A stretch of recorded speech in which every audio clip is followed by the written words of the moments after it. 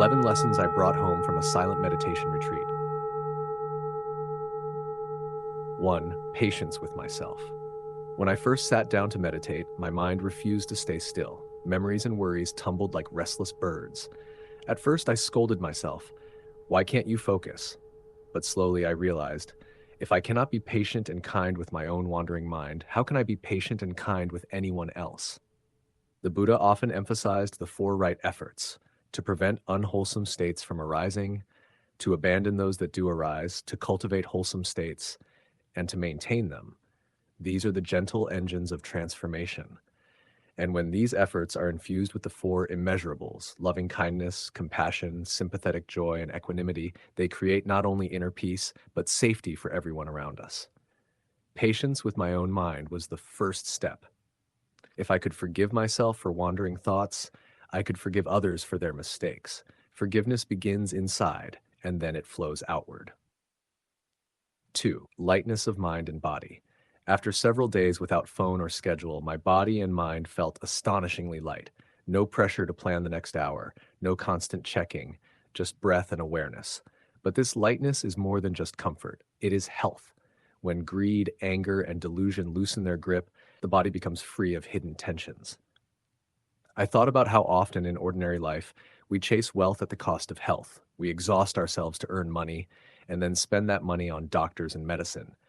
But no matter how much we accumulate, none of it can be carried beyond death. Only karma follows. In Buddhism, there is a saying, a healthy body is the best vehicle for practice. When body and mind are light, we can walk the path of the Four Noble Truths and the Noble Eightfold Path. And in daily life, this lightness nurtures healthy relationships, because a calm person brings calm to their family, to colleagues, even to strangers. A light mind is not an escape from the world. It is the ground for a healthier, safer world. 3. Moonlight at 3 a.m. Every morning we woke at 3 a.m. During walking meditation under the pre-dawn sky, I looked up and saw a perfect round moon, brilliant and calm, washing the fields with silver light. The world was silent except for the soft sound of my steps. It felt as if the moon itself was meditating. I remembered the Zen story of the disciple who once asked his master, "Why did Bodhidharma come to China?" The master did not answer with philosophy or long explanation. He simply asked in return, "Do you see the pine tree in the courtyard?" The disciple, still full of ambition, kept looking for something far away. But the teaching was right there. Truth, as simple and direct as the pine tree before his eyes. We do the same. We imagine beauty is far away, in places we have never seen, that while the real wonder stands quietly before us. That night, the moon taught me, stop chasing distant ideals. The beauty of the present is enough. To see it, I only need to open my eyes and say, this is it, just as it is. 4. Fearlessness in metta. Before the retreat, I often feared unseen beings, but one midnight, walking alone under the trees, I felt no fear.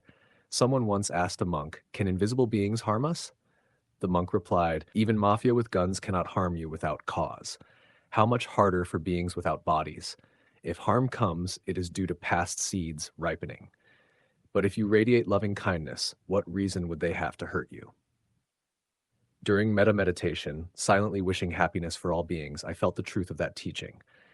The night was no longer an enemy, but a friend. This is the power of metta. It transforms fear into trust, darkness into companionship.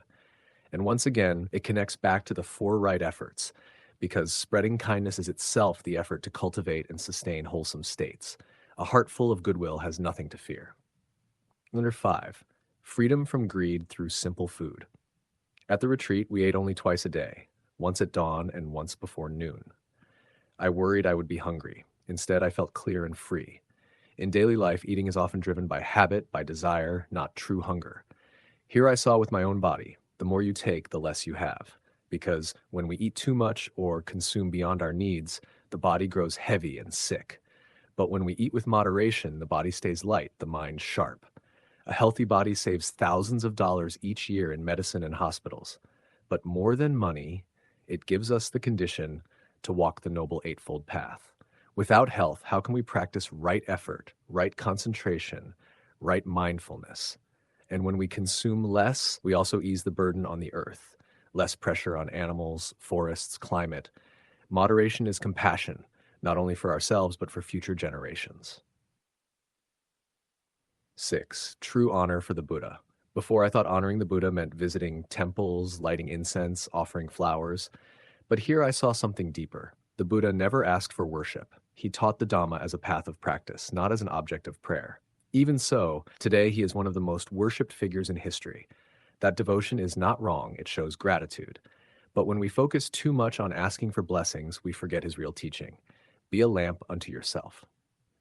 During the retreat, everything was free: food, lodging, guidance, all supported by silent volunteers. The greatest way to honor both the Buddha and these volunteers is not flowers or prayers, but to live the practice, to keep precepts, cultivate mindfulness, and embody kindness. That is the true offering. 7. Plans can wait. Sometimes in meditation, a thought suddenly shouted, "This is urgent. You must act now." But I learned to smile, breathe, let it go.